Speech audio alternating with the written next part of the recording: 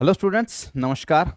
इस छोटे से वीडियो के अंदर अपने पढ़ेंगे एक इंपॉर्टेंट थ्योरम, समाकलनीयता की रीमान कसौटी। बहुत अच्छी थ्योरम है, 12 नंबर में आने के लायक है। तो चलिए शुरू करते हैं। इसका स्टेटमेंट क्या कहता है, फिर इसका प्रूफ इजी सा है कि समाकलनीयता की रीमान कसौटी क्या कहती है कि कोई भी फलन आपका किसी अंतराल ए बी में रीमान समाकलनीय होता है यदि और केवल यदि U F P minus L F P less than क्या हो, एप्साइलोन हो, फॉर एनी एप्साइलोन, किसी भी दिए गए एप्साइलोन के लिए।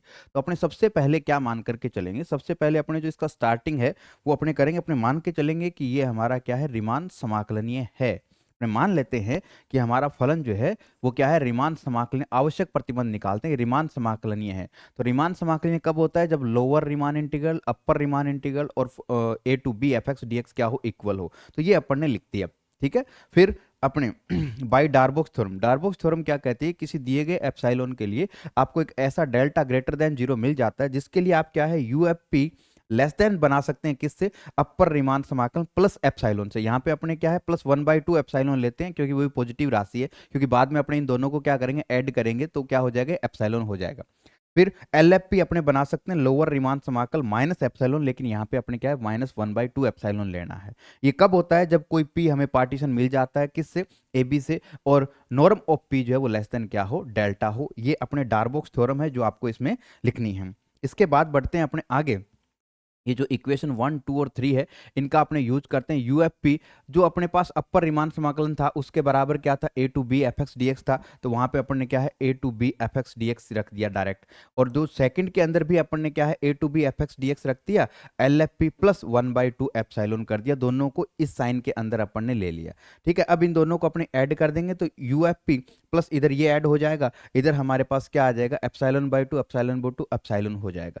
अब अपने क्या है, ये तो दोनों से कैंसिल आउट हो जाएगा यहाँ से, और यूएफपी माइनस एलएफपी क्या आ जाएगा, लेस देन एप्सिलॉन आ जाएगा। बस सिंपल सा पार्ट है। नेसेसरी कंडीशन यहाँ पे हमारी क्या है, प्रूव हो जाती है। बहुत सिंपली अपने को क्या है, नेसेसरी कंडीशन का यहाँ पे रिजल्ट मिल जाता है। अब चलते हैं अपने क्या, इसका सफिशियंट कंडीशन क्या होगी कि अपने एनी एप्सिलॉन आपके लिए किसी कोई एक पार्टीशन अपने को मिलता है जिसके लिए यूएफपी माइनस एलएफपी क्या है, लेस देन एप्सिलॉन है। अब हमें इसे रीमान समाकलनीय प्रूव करना है, यानी लोअर रीमान इंटीग्रल और अपर रीमान इंटीग्रल दोनों आपस में क्या है, बराबर हैं। तो हम जानते हैं कि अपर रीमान इंटीग्रल जो होता है उसकी डेफिनेशन क्या होती है, इन्फिमम होता है वो सारे यूएफपी का, यानी जितने भी यूएफपी है उनमें से इन्फिमम वैल्यू ये होती है। तो बाकी जितने भी यूएफपी है उनका मान जो है अपर रीमान इंटीग्रल से क्या होगा, या तो क्या होगा, बराबर होगा या फिर बड़ा होगा, क्योंकि ये जो होता है इन्फिमम वैल्यू होता है। ऐसे ही जो लोअर रीमान इंटीग्रल तो सुप्रीमम वैल्यू होता है किसकी, एलएफपी की, यानी जितने भी बाकी भी एलएफपी हैं वो सारे के सारे इससे क्या रहेंगे, क्योंकि ये सुप्रीमम वैल्यू है तो इससे छोटे या इसके बराबर रहेंगे। अब अपने क्या है, इस साइन को ऐसा लेस देन इक्वल टू बनाने के लिए दोनों तरफ क्या है, माइनस से गुणा कर देते हैं। इधर भी माइनस से गुणा कर दिया, इधर भी। तो इनइक्वलिटी का sign greater than equal to से किस में बदल गया, लेस देन इक्वल टू में चेंज हो गया। अब इन दोनों को, ये जो है हमारे पास जो 6, 7, 8 है, इनका यूज करते हैं अपने, ठीक है। 6, 7, 8 से अपने क्या है, इन तीनों के यूज से देखिए, जब अपने ऐड करेंगे इन दोनों को, अपने क्या है ऐड करेंगे तो ये क्या आएगा, this minus this and UFP minus LFP. UFP minus LFP का वैल्यू क्या है, लेस देन एप्सिलॉन है। इन तीनों के यूज से अपने दिस माइनस दिस ये लिख दिया। अब ये जो मान है हमारे पास, ठीक है, अब क्या है, इन दोनों को अपने क्या है, सिर्फ इसके साथ ले लें, इनको बीच में छोड़ देते हैं एक बार। तो ये क्या आएगा, इधर आ जाएगा, इधर आके प्लस एप्सिलॉन। एप्सिलॉन क्या है, कोई स्वेच्छ राशि है, धन राशि है। अगर हमने इसको यहाँ से हटा दिया तो पहले ये लेस देन था, अब यहाँ पे क्या हो जाएगा, लेस देन इक्वल टू हो जाएगा। ये क्या हो जाएगा आपका, लेस देन इक्वल टू हो जाएगा। अब आपको एक चीज ध्यान रखनी है कि ये क्या होता है हमारा, ये क्या है हमारा, जो अपर रीमान इंटीग्रल है, ठीक है। अभी अपन ने देखा अपर रीमान इंटीग्रल जो होता है, यहाँ पे अभी अपन ने पढ़ा था, इसकी डेफिनेशन पढ़ी थी।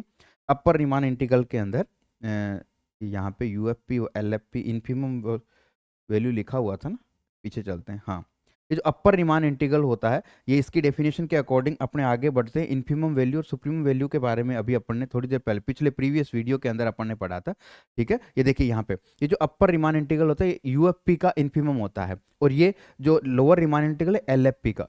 कोई भी, चाहे वो सुप्रीमम वैल्यू क्यों ना हो एलएफपी की, वो यूएफपी से कभी क्या नहीं हो सकता, बड़ा नहीं हो सकता। ये अपने हमेशा जानते हैं कि कोई भी यूएफपी कभी भी किसी भी एलएफपी से क्या नहीं हो सकता, छोटा नहीं हो सकता, या एलएफपी यूएफपी से कभी बड़ा नहीं हो सकता। तो यहाँ पे अपने को इसका सहारा लेना है कि ये क्या है, ये जो लोअर रीमान इंटीग्रल हमारे पास है, लोअर क्या होता है, एलएफपी होता है, ठीक है, एलएफपी का सुप्रीमम है, तो वो उससे बड़ा तो हो ही नहीं सकता, ये चाहे लोअर का सुप्रीमम हो भले, लेकिन यूएफपी से तो बड़ा नहीं हो सकता।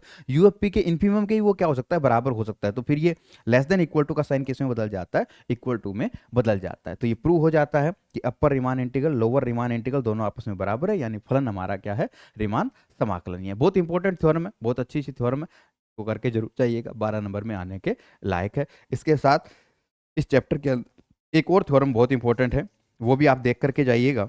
वो थ्योरम आपका मैं बता देता हूँ, 1.11